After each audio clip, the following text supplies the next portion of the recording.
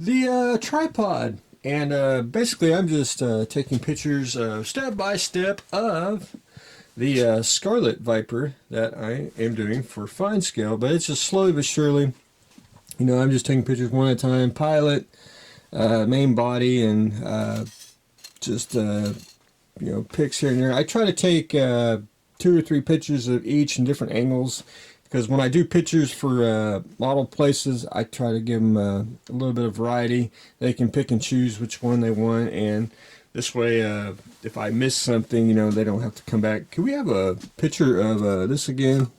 So I try to do 2 or 3 pictures of each, and just let it roll and let them choose which one. But anyway, that's my photography setup.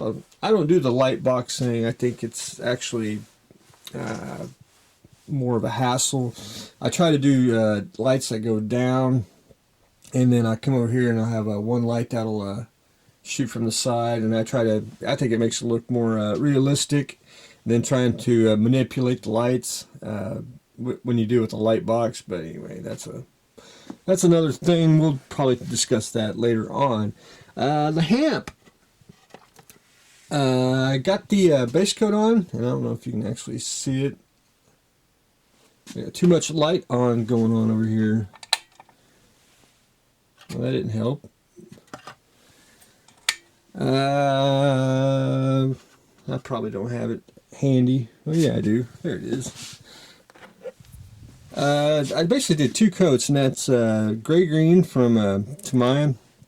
It's actually, and this is one of them planes where it's top and bottom, which is the same color, which is, I think, is just cool, because you don't have to put a multi-color on a plane. I left the pre-shading stick through, so it gives it a little more character.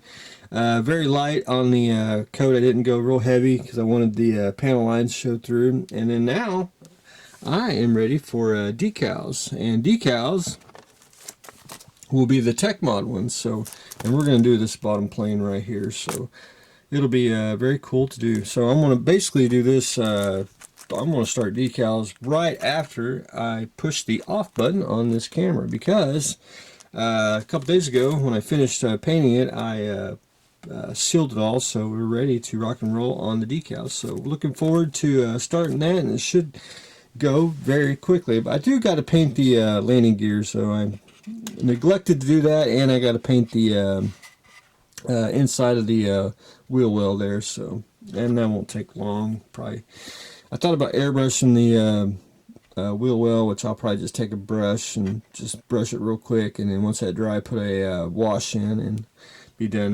But either way, you know, there's not a whole lot left to do on the Hamp. The NASCAR, and it took me a couple days. Now, it shouldn't took that long, but it did. Is the cage actually fits in the car, but the cage does not fit on the bottom of the car body here. It fits on the metal body, because it's actually, and I should have looked at it when I took it apart. If you can see it, it's basically at a 90, and it's real flat.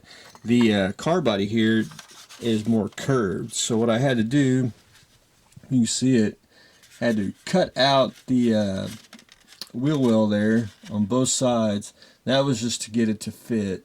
And I could have, the cage thing, the I don't want to call it the cockpit. It could have actually, I could have sanded it down, but it just would have been a whole lot of work and a whole lot of sculpting, which I didn't think was a pretty decent idea, even in the front here. And it was actually it would actually ruin it if I actually sanded the corners here to make it fit.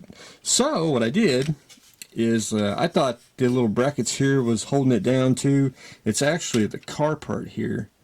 I had to cut out the basically the whole middle here just to get it to fit flush, and after doing that and cutting out the 2 side rear wheels there, it's just it actually fits. And of course I'm doing it with one hand, but I'm almost done where I can get the cockpit in and the at least get the I don't want to get the glass in, but I may have to, because then I can always mask it off. But I want to get the main body on, because it's kind of one of those that's in the way, and you need to get the body in so I can finish putting the rest of the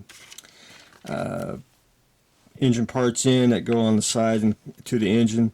One thing about the back here, it doesn't affect the wheel, but the wheels will not spin if you remember where that fell. The wheels won't spin when you put them on the car. The back here, they're just too small, and it's more if I drill it out, it's just they're going to be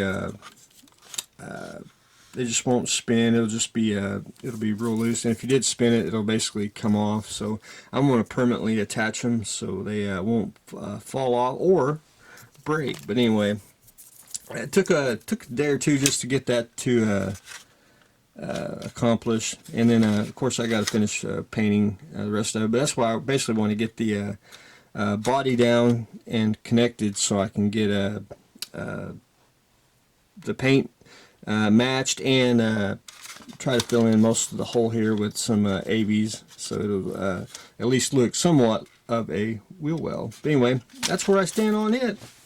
So hopefully get a little more done today on that, and try to get at least the body together. And then once I get that, I'll get the motor. I'm basically going to take a Mr. Wash there, and I'll put it back in the I'll put a wash on the motor just to give it a little character. Won't look two-tone here. Plus I'm in just finger rubbing off the paint, which gives it, I think, rubbing off the chrome parts. I think it makes it look cool, a little worn. So we'll just leave that and leave it like it is. But anyway, that's what I stand on the NASCAR. So we got that going on today. Painting's done on the Hamp, and we'll start decals, and of course the continuation of the publication Scarlet Viper. However, Bill always asks, is this one going to get a pilot? And yes, the Viper does get a pilot, and the Viper does get a female pilot. Imagine that. Of course, most of my sci-fi builds, or any builds at all, that usually have a pilot are female. So and that was just a quick I had a torso, a female torso that I acquired many years ago. I redid it, basically shaved off everything so I could make a mold of it, just so I could have the body where I could put arms and feet and everything on it. And that's basically what I did on that. So that's pretty much a standard on my 32nd scale Viper pilots, just the way I do it. And I got the mold somewhere, which is probably in the because it's an older mold, so it should be up there somewhere. But anyway, that is what I have got going on today, so stay tuned for the next exciting episode.